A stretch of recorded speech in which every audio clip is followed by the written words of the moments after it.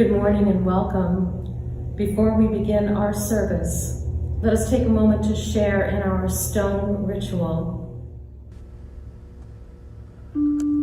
I place a stone for our joys.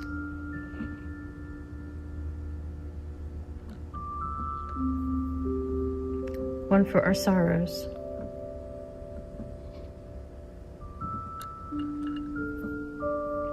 And one for our intentions for the coming week.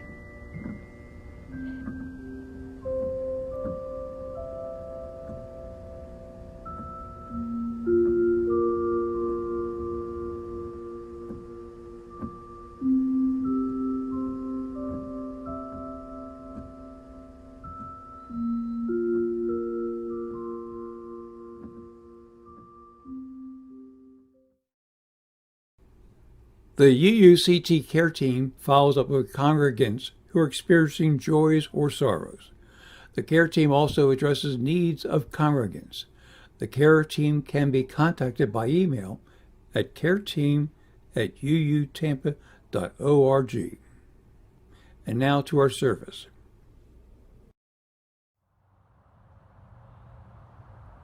And welcome to the Unitarian Universalist Church of Tampa.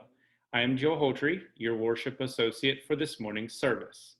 We would like to welcome you to this space made sacred by your presence, your intention. You are welcome here, no matter who you are, where you come from, or what your background. You are welcome here joining us in community as we learn, live, and love together. All are welcome as we worship that which gives each of us meaning and value. Good morning. For opening words this morning, I've chosen A Spark of Hope by Melanie Davis. She writes, "If ever there were a time for a candle in the darkness, this would be it. Using a spark of hope, kindle the flame of love, ignite the light of peace, and feed the flame of justice." Please join us in singing number 1018, Come and Go With Me.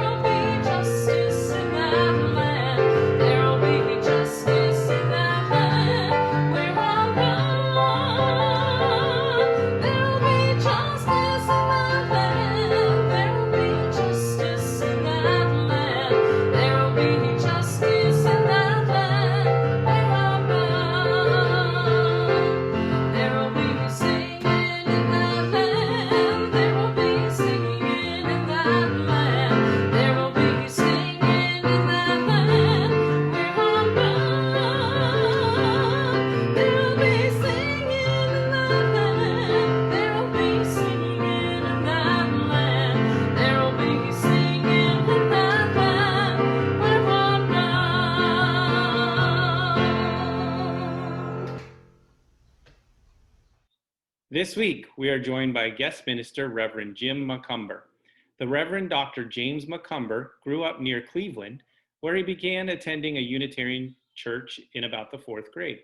He's been a part of the Unitarian Universalist movement for more than 60 years. He was a professor of management at the University of Tennessee for 24 years and began seminary in 1997 at Vanderbilt University in Nashville. Ordained in 2001, He has served Unitarian Universalist congregations in Tennessee, New Mexico, New York, and Georgia. Jim retired from full-time ministry in Atlanta in order to be with the last love of his life, Ina, a special ed teacher on Long Island. They had met while he was interim minister in Stony Brook, New York, but he was called as settled minister to an Atlanta area UU congregation almost immediately. After moving back to Long Island in 2010, he served as a part-time contract minister for congregations in Southold and in Queens, as well as serving 2 elected terms on their local school board.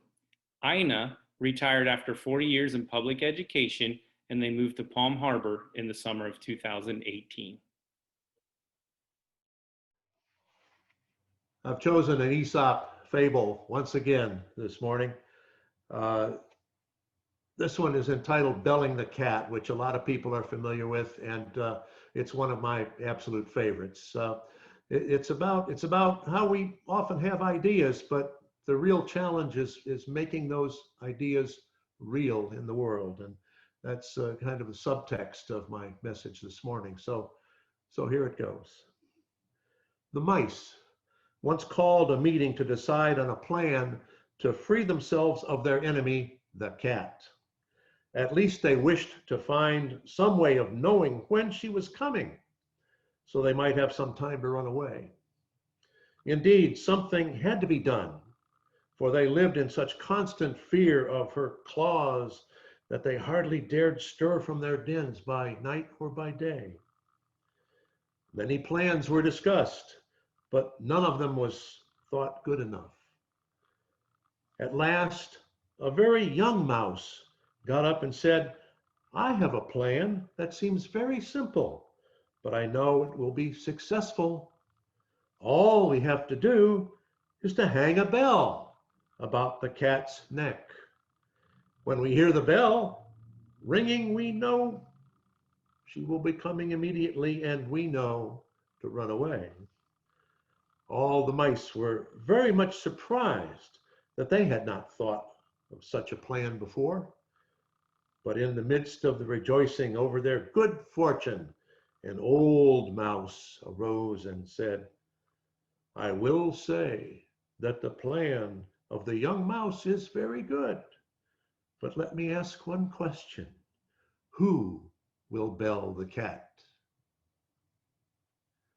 So ends the story.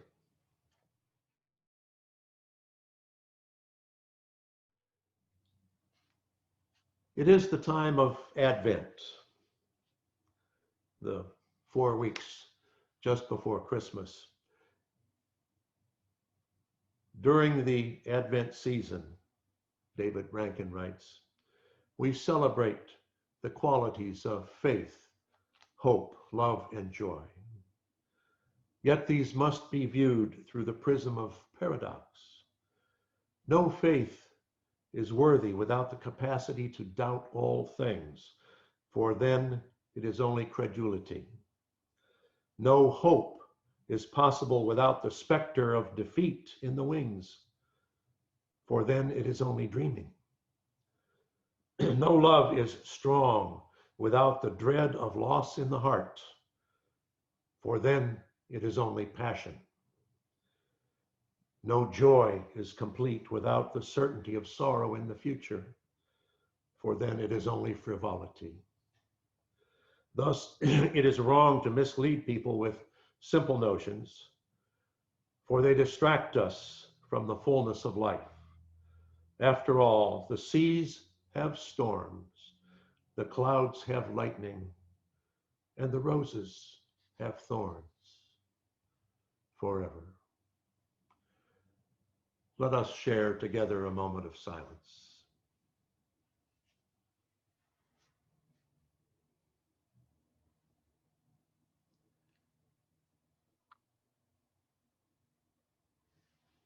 And amen.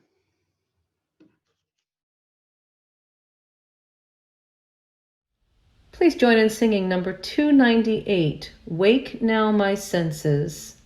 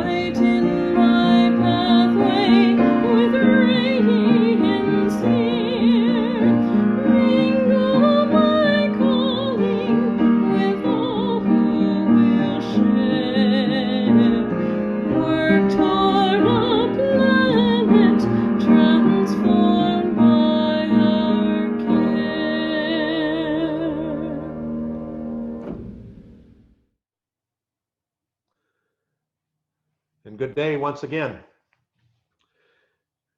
We are in the Advent season, the 4 weeks before Christmas. It's all about anticipation.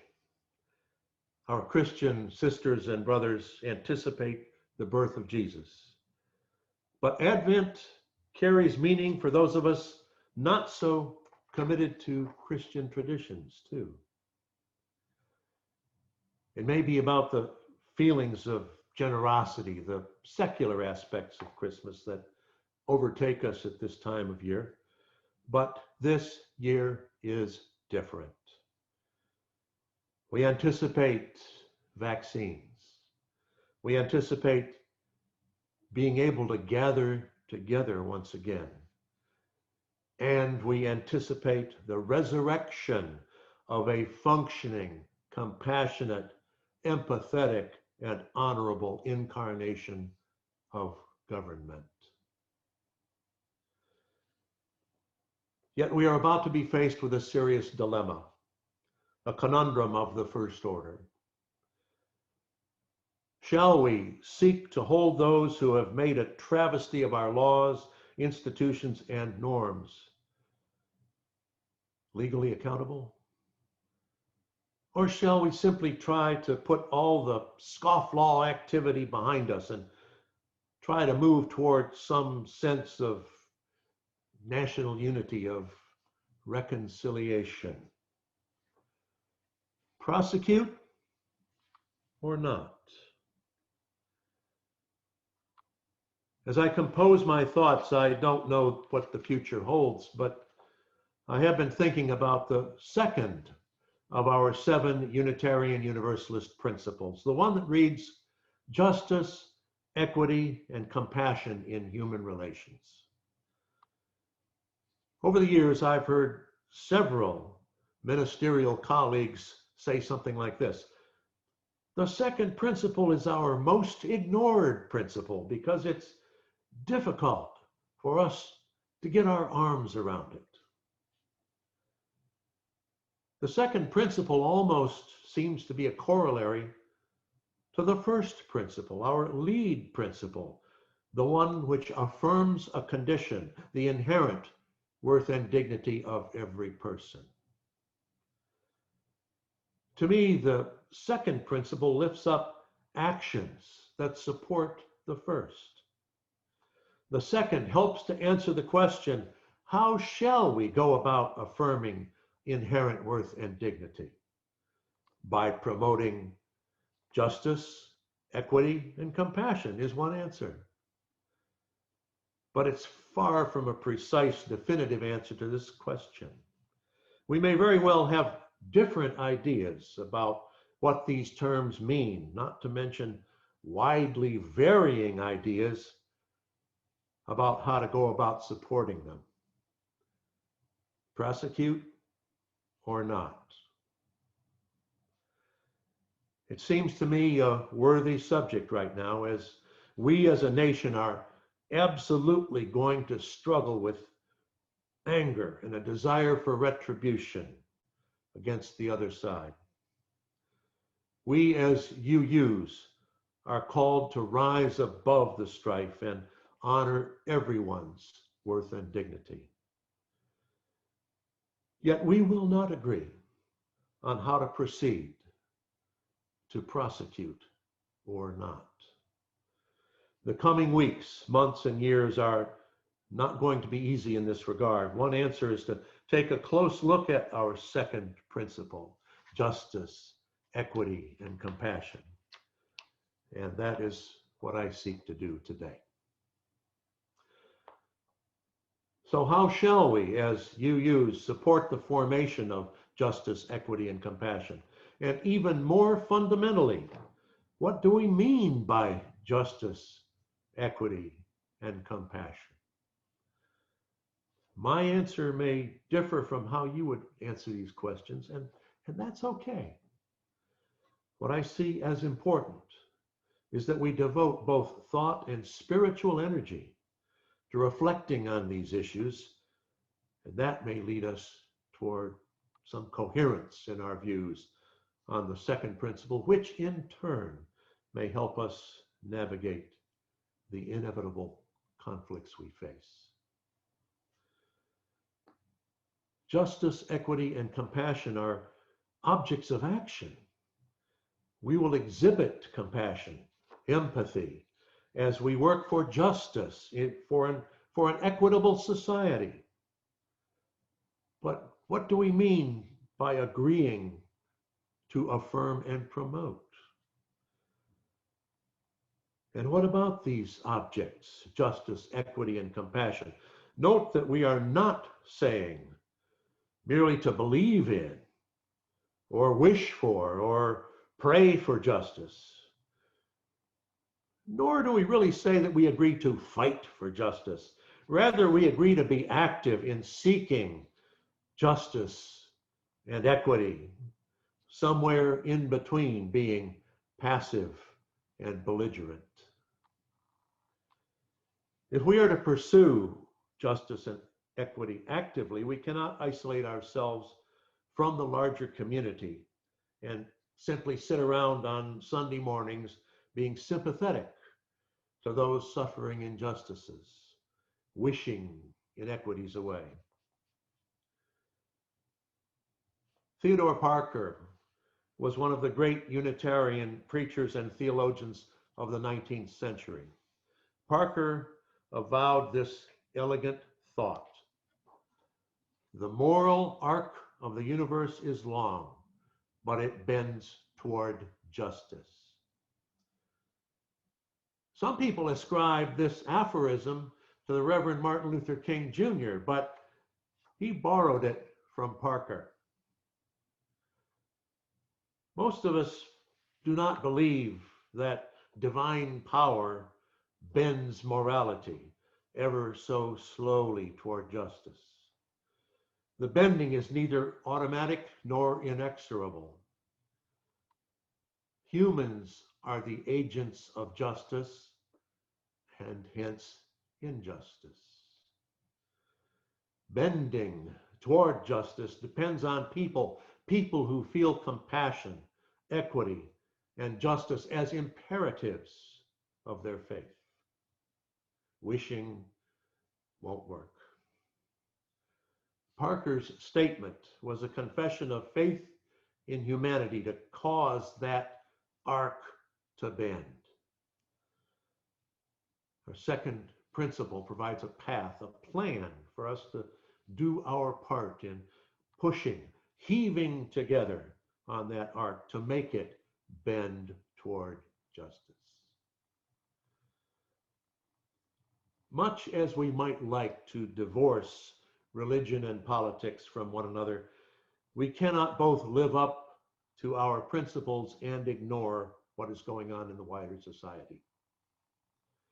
And this, by the way, is one way that we can transport our religion into the public square. We need to participate in both and remember to bring a sense of ethics and justice with you. And let us undertake less visible tasks as well, from writing letters to the editor, writing checks to institutions committed to justice, and so forth. These kinds of faith-based activities are voluntary, and more importantly, they are for us based on much more on a sense of moral imperative and not on any sense of guilt. Years ago, a journalist asked Mother Teresa about life's ultimate meaning. Her answer: to become holy and go to heaven.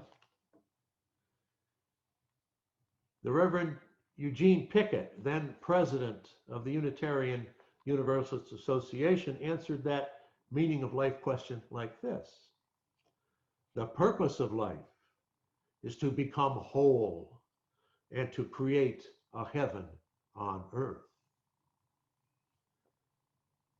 Religion comprises a core, a tapestry of ultimate meaning and values from which we live our lives. A goodly part of our Unitarian Universalist core is to be for others. A key expression of our spirituality and ethics. Reverend Dick Gilbert sums it up this way: in the love of beauty and the spirit of truth, we unite for the celebration of life and the service of humanity. The service of humanity as an organized corporate endeavor that transcends individual efforts, affirming and promoting our more than wishing. We are called to affirm and promote, to work together. So let me take up justice, equity, and compassion individually in reverse order, if you will. Compassion can be seen as a spiritual value that is the foundation of UU ethics. Another past UUA president, William Scholes, wrote this: spirituality is the inspiration for all politics which redeems. For once I have looked on the abundance of creation, I cannot rest while others, caught up in its flaws, are deprived of the view. Of course, there are times when about the only thing we can do in response to another's pain is to share it. There is an old encouraging saying, sorrow shared is sorrow halved. We as Unitarian Universalists seek to create caring communities to help all of us grapple with life's joys and sorrows. Compassion is present within our beloved religion and religious communities. But it needs to reach beyond our doors as well. Dick Gilbert asks this question: how can we presume to understand our society without deep feelings of moral outrage at the pervasiveness of suffering and injustice? Compassion is a form of connectedness with others who share our humanity. UU Minister David Rice Williams wrote this: we are joined together by a mystic oneness whose source we may never know, but whose reality we can never doubt. We are our neighbor's keeper, because that neighbor is but our larger self. Behold, thou shalt love thy neighbor as thyself, because thy neighbor is thyself.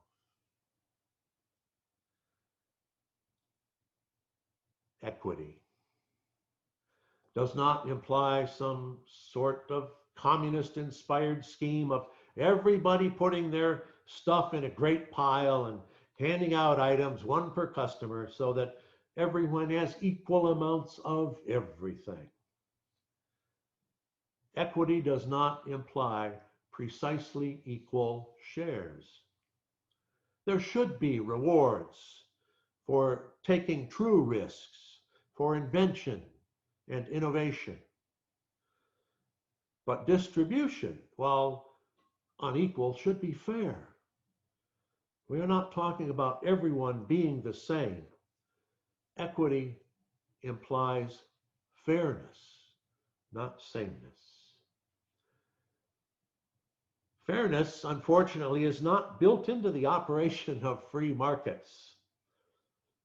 Should religious values, ethics for UUs, have some influence on the operation of amoral markets? We pretty much agree that we need to treat people fairly without regard to race, creed, gender, affectional orientation, or physical or mental ability. We're not perfect, but we have made strides in these areas. However, the idea of equity in the economic sphere is a far pricklier problem, I believe. There is a creative tension between absolute equality, and equity as fairness. We might say that we achieve fairness when inequality helps those least capable of competing in society's marketplace. Unfortunately, any formula for fairness is elusive at best. But let us remember that the biblical prophets routinely excoriated both the rich for their indifference to the poor and to the poor for failing to organize. Equity and fairness are qualitative concepts which call for debate and negotiation, and not an ethical capitulation because answers aren't always obvious. Finally, there is justice, arguably also an eye of the beholder phenomenon. Justice needs to be systemic and not a system of handouts intended to reduce suffering. To seek justice is to seek corrections to the social forces that lead to suffering. Our compassion is a personal moral value, while justice deals with the larger social context. Justice implies an equitable distribution of both social benefits and burdens. A just allocation of resources has some basis in need, not greed. Theodore Parker wrote, "There is a hole in the dim-lit public bridge where many fall through and perish. Our mercy pulls a few out of the water. It does not stop the hole, nor light the bridge, nor warn of the peril. Any of these changes would represent a just improvement." Parker went on, "We need the great charity that palliates the effects of wrong and the greater justice which removes the cause. Treat the symptoms, but also fix the underlying system." What is unfortunate about justice, as well as equity and compassion, is that these are all virtues that transcend ways we make social decisions, as through democratic processes and free market allocations. Democratic voting and the medical marketplace have left millions of Americans with inadequate health care, for example. Yet I believe that justice requires that we meet the basic health care needs of all Americans. The Affordable Care Act seeks health care justice, but it is imperfect and its days may be numbered. Justice cannot be determined or brought to realization by democratic vote or market mechanics. A flaw in the ACA or a natural shortcoming of political action? I don't know. But I do know our second principle calls for action, both individual and collective. That great moral arc may bend toward justice, but only if we put our spiritual muscle to it. We must dig in our heels and find ways to heave together, especially in days to come. How will all of this play out? Shall we prosecute or not? Frankly, I'm not sure. But I have some idea about what should guide us. And that in America is to promote justice, equity, and compassion. Those attributes that we Unitarian Universalists hold dearly. May that be so. And amen. To support the UUCT with your generous financial gifts, please go to the UUCT website and click on the Click Here link to donate. It will take you to our donation page, and you can securely make your donation to the church. Thank you.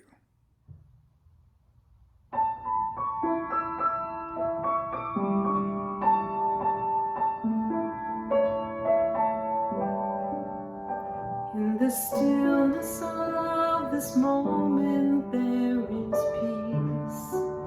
There is peace. In the stillness of this moment, there is peace. There is peace.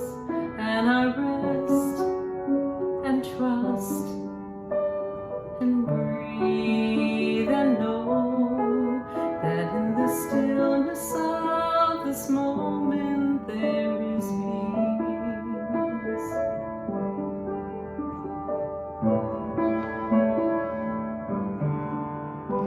In the stillness of this moment there is love.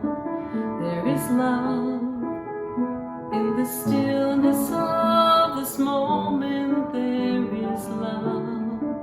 There is love. And I rest and trust and breathe and know that in the stillness of this moment there is love.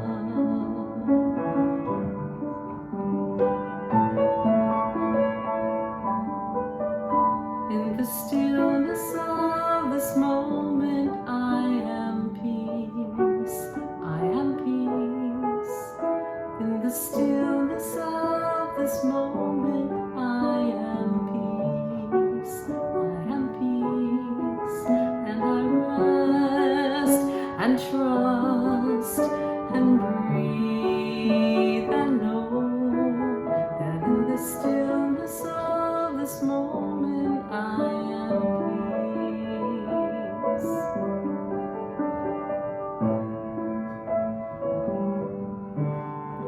In the stillness of this moment, I am.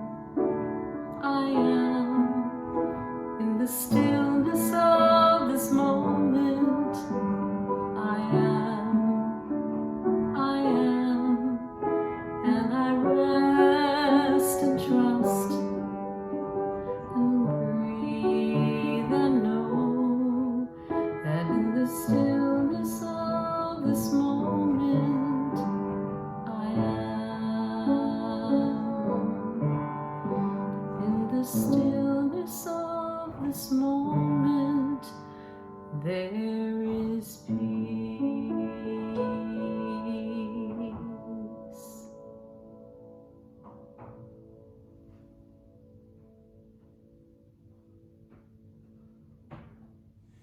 And now, everybody, we're going to sing number 128 in our hymnals, For All That Is Our Life.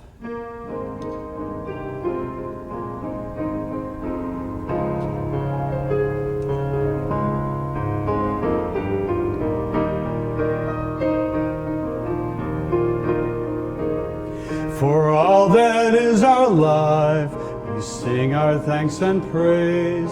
For all life is a gift which we are called to use to build the common good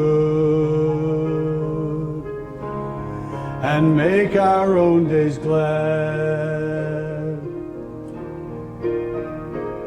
For needs which others serve, for services we give, for work and its rewards, for hours of rest and love, we come with praise and thanks. For all that is our life, for sorrow we must bear, for failures, pain, and loss, for each new thing we learn, for fearful hours that pass, we come with praise and thanks. For all that is our life, for all that is our life, we sing our thanks and praise, for all life is a gift which we are called to use to build the common good and make our own days glad.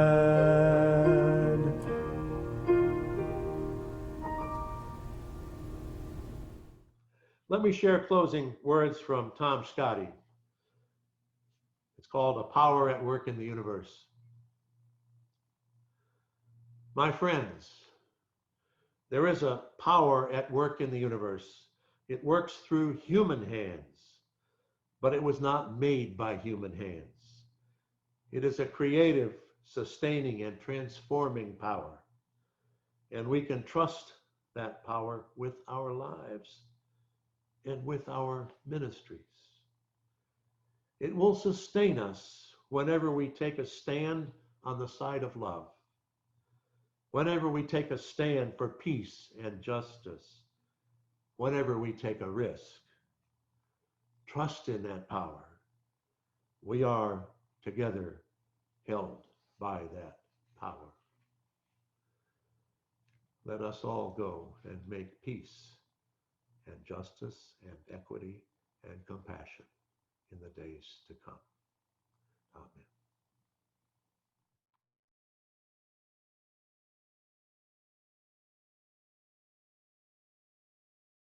Thank you for joining us today.